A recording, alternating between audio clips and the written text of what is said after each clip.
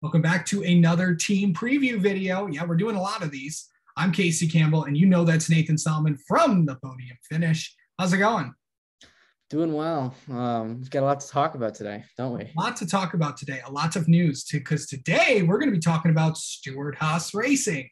And there was some news today about Stewart Haas Racing. Let's address the elephant in the room. Today, it was announced that Eric Almirola is going to retire after the 2022 season.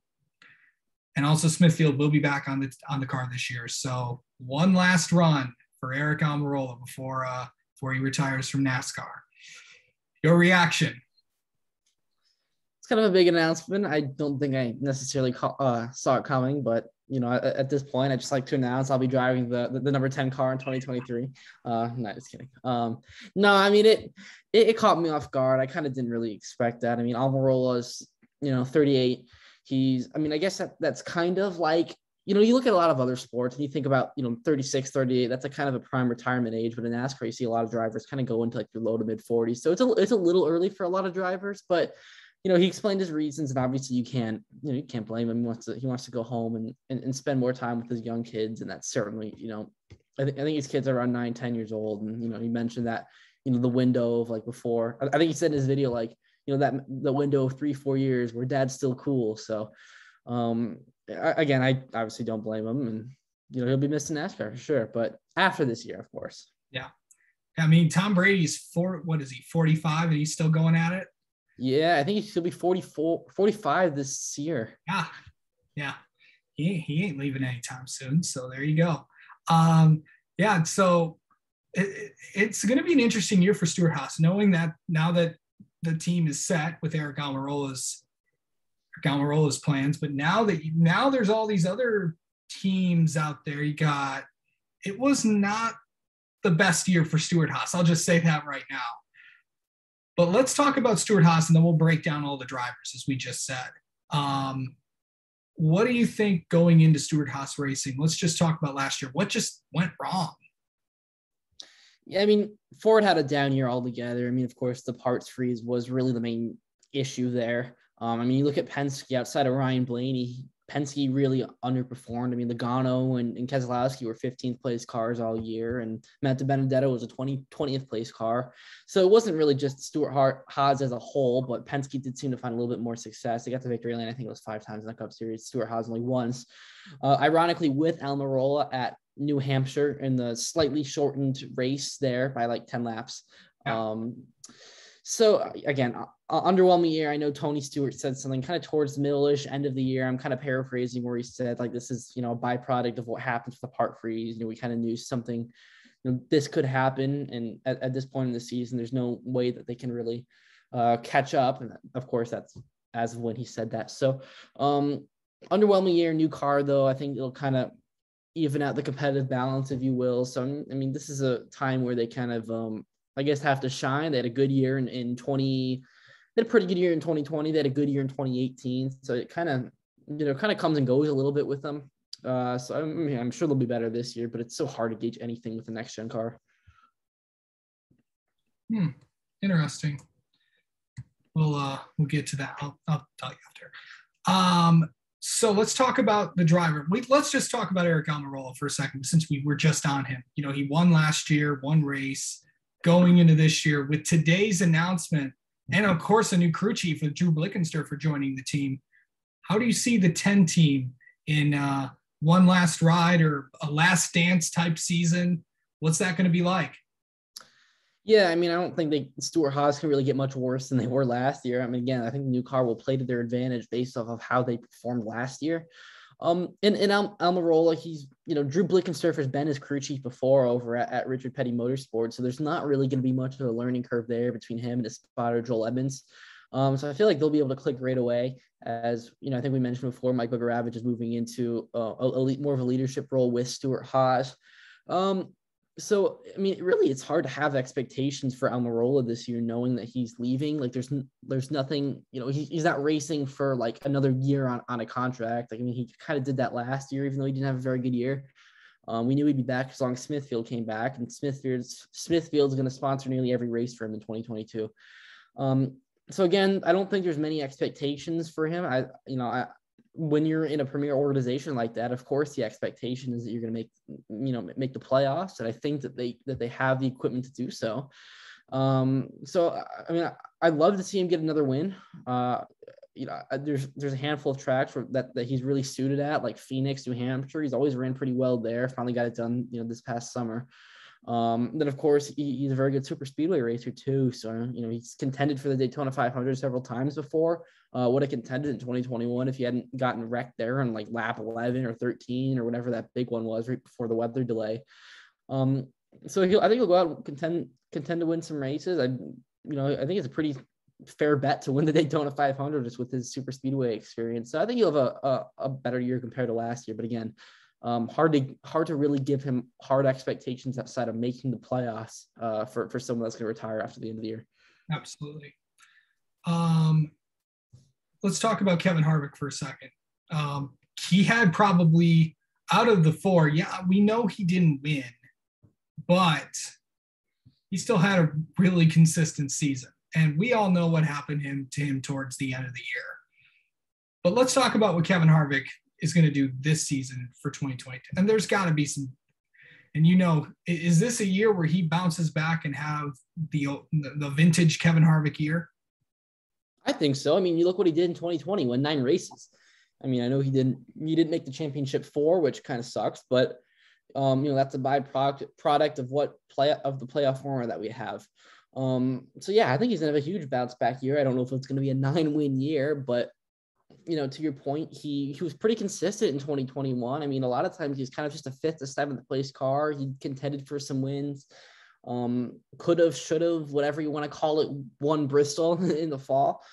But yeah, I think he's gonna have a bounce back year. His talent is not in question. It's just we knew Ford was not having a good year. We knew Stewart Haas was not having a good year. So I mean, I'm going to expect Kevin Harvick to probably go out there and win somewhere in the 3 to 5 race range. Kind of from what he said on the Dale Jr. download a few weeks back or whenever they did that recording, that he probably has a few years left.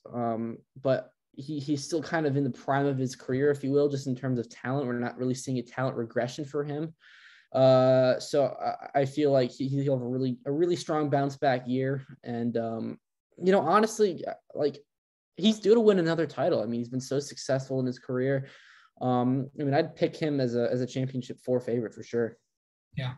Let's talk about Chase Briscoe for a second. Of course, his kind of season, it was his rookie season. He really didn't do a lot, but I mean, he did win Rookie of the Year, but he didn't really show anything. But again, he was a rookie. You were going to make some mistakes, but what do you see out of Chase Briscoe this year?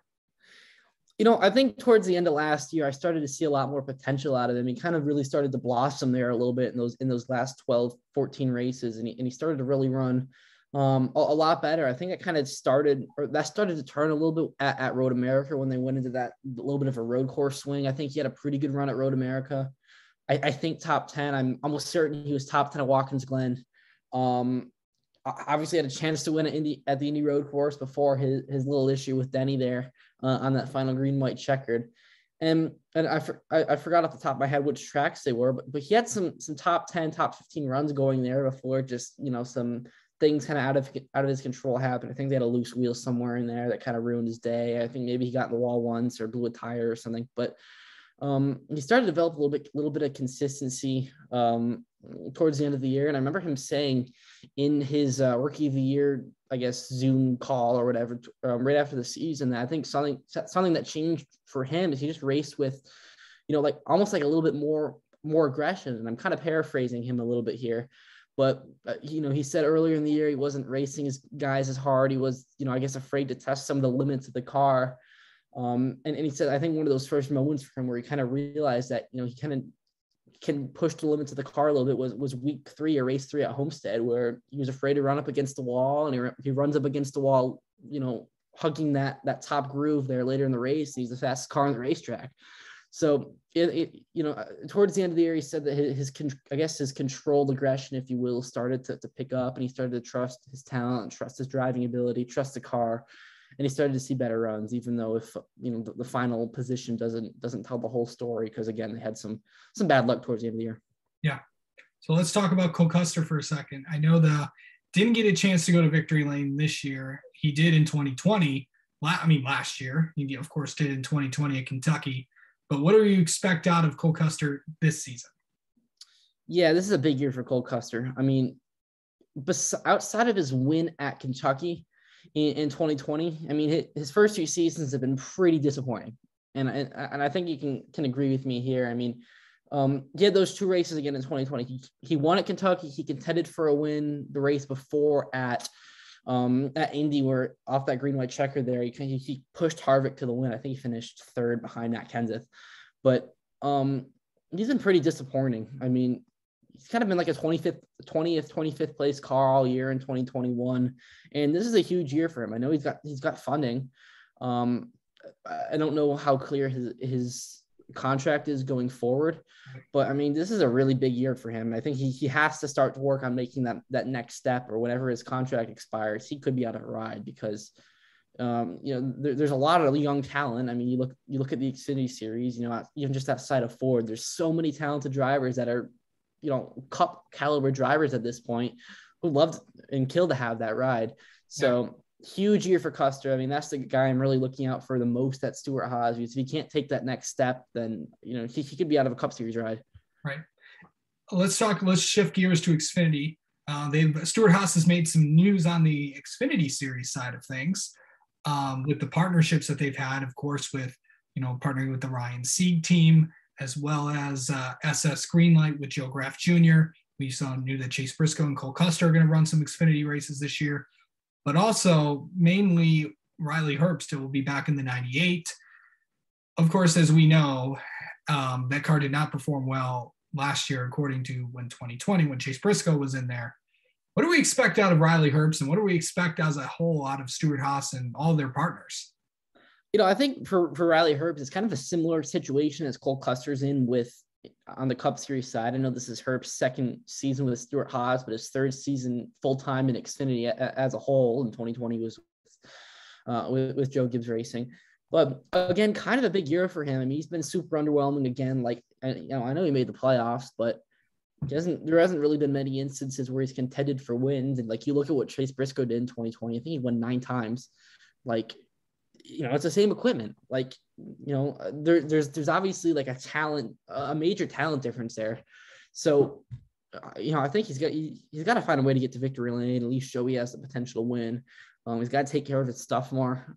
He's obviously kind of known to not finish races and, get into a lot of accidents and cause a lot of accidents. So I think some of that'll come with experience, but, he's still pretty young. I mean, he'll be 23. This is the age 23 season coming up.